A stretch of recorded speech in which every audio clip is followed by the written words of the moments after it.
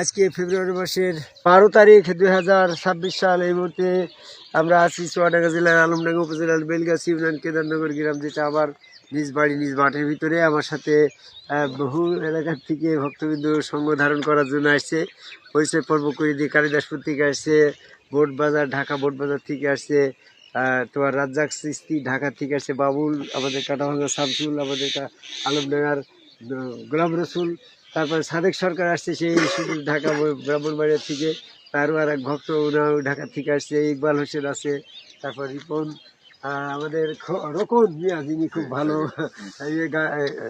মিস্ত্রি কাজ করে, বেনাপোল থেকে আসছে কি যেন হাবিবুর, শুধু টাঙ্গাইল থেকে আসছে সেন্টু মিয়া, তারপরে রাজ্জাক ঝিনেদার থেকে আসছে, তো আমাদের এরকম ওয়াজেদ সাইজে আসছে, তারপর আমাদের আরমান সাইজে আছে, তারপরে মহির মিয়া আমাদের দরবারের মেন খাদেম, আমাদের রিপন মিয়া আমাদের যশোর থেকে আসছে। আমাদের সাথে আছে কিন্তু আরও একজন, সেটা হচ্ছে রাসেল চিস্তি।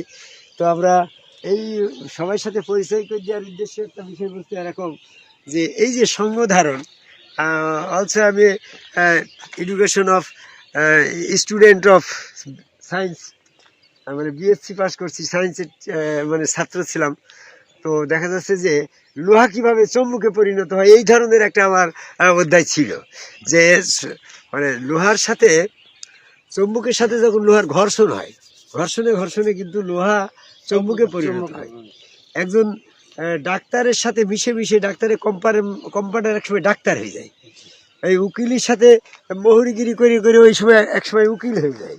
এরকম ভাবে যে যে যে ধরনের সঙ্গ ধারণ করে, সৎসঙ্গে সর্বনাশ, সৎসঙ্গে স্বর্গবাস, অসৎসঙ্গে সর্বনাশ। তারপরে সঙ্গ ধারণের একটা বিষয় কিন্তু আমরা এখানে দেখতে পাচ্ছি। সাবেক সরকার মানে সঙ্গ ধারণ করতে হবে। এই পৃথিবীতে যতটুকু সময় পাওয়া যায় সেই সময়টুকু আমাদের রসুলের সাথে সঙ্গ ধারণ করতে হবে। এই যে রসুলের সাথে সঙ্গ ধারণ করার জন্য এই 3 দিন যাবত তোমাদের সমস্ত কর্মকাণ্ড ফেলে দিয়ে, এই বাড়ি ঘরদর ফেলে দিয়ে, সংসার ফেলে দিয়ে তুমি গুরুর সাথে সঙ্গ দিচ্ছ, এই যে একটা সুযোগ, এটা তো সবাই পায় না। তোমাদের এই গুরুর সাথে সঙ্গ ধারণ করার বিষয়টা কতখানি গুরুত্বপূর্ণ কোরআন ভিত্তিক, আমি সেই বিষয়ে কিছু কথা বলেই আমার আলোচনা সমাপ্তি করবো। সন্ধ্যা লগ্নে বেশি কথা বলা যাবে না। সেটা হচ্ছে আল্লাহ রাব্বুল আলামিন পবিত্র কোরআনের ভিতরে মানুষের যখন এরকম মৃত্যুর পরে আল্লাহ পাকের কাছে চলে যাবে এবং সেখানে যে ঈমান পরীক্ষা করার পরে যারা জান্নাতে যাবে বা মুক্তিপ্রাপ্ত হবে, আর যারা সিজ্জিনে যাবে, দোজখপ্রাপ্ত হবে, তাদের যারা এরকম ভাবে ক্ষতিগ্রস্ত হবে, এই 2 শ্রেণীর মানুষের মুক্তির ফয়সালাটা আসছে কিভাবে, সেখানে জালেম ফাসেক কাফেরের প্রমাণ পরিচয়টা কিভাবে আসছে, সেই বিষয়টাই কিন্তু আমরা এখন জানি না। সেটা আমি একটু জানাবো। কাফেররা তখন আফসোস করে নিজের হাত কামড়াতে বলবে, হায় হায় রে, আমি যদি ওই রসুলের সঙ্গ ধারণ করতাম তাহলে কিন্তু আজকে আমার এইরকমভাবে দোজখে যেতে হতো না, শাস্তির জগতে যেতে হতো না।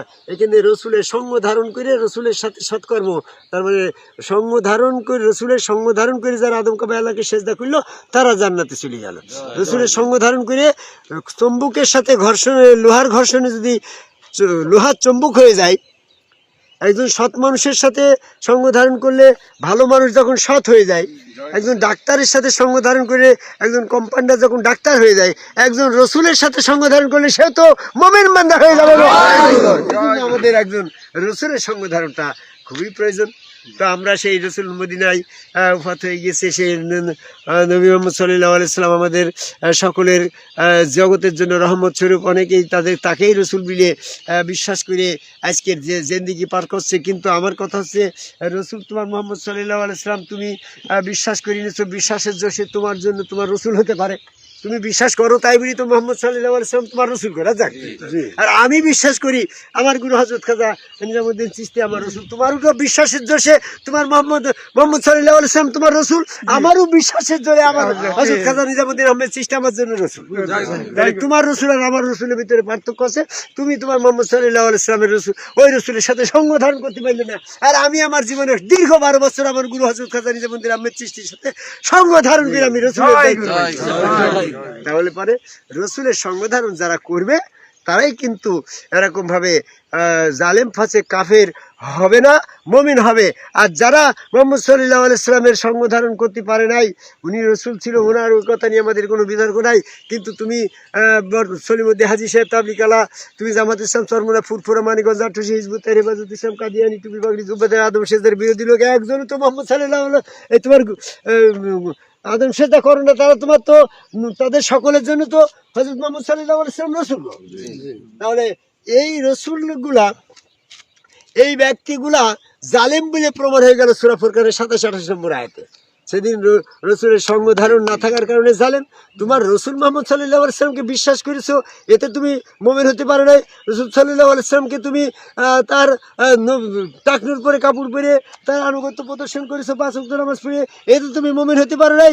এতে তুমি একমাত্র রসুলের সঙ্গ ধারণ না করতে পারে কাফের হয়, প্রমাণ করে যে কাফের মুমিনের বিষয় হচ্ছে রসুলের সাথে সঙ্গ ধারণ, যেটা আমার আছে তোমার নাই।